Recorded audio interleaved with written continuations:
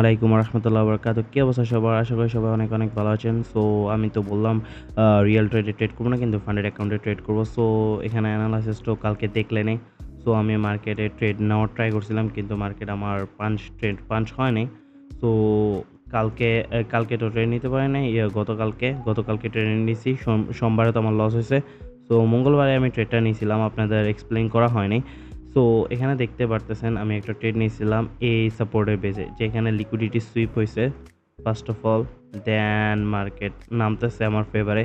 দেন এখানে টাচ হয়েছে little bit retest, তারপর এখানে ব্রেক অফ স্ট্রাকচারে দিছে। এটার বেসে আমি একটা ট্রেড নিয়েছিলাম, বুঝছেন?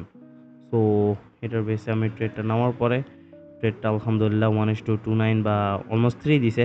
তারপর আবার এক্স্যাক্টলি এই জায়গায় সেম পয়েন্টে তো আপনার নিউ ইয়র্ক ওপেনিং হয়েছে। পরে আমি এখান থেকে আবার কোয়ান্টিটি আর ডাবল করে দিছি।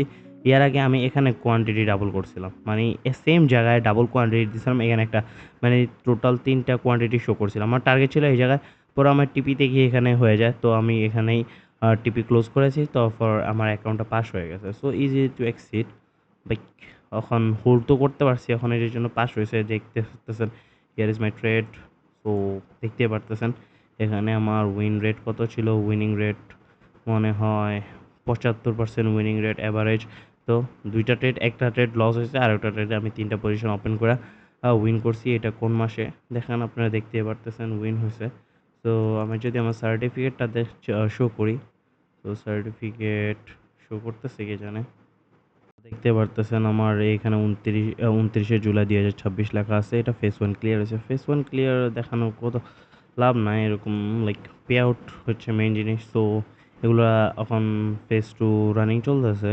তো দেখি পাস করতে পারি নাকি, দেখা যাক কি হয়। মার্কেট তো রেঞ্জিং করতেছে, লেটস বি অনেস্ট গাইস।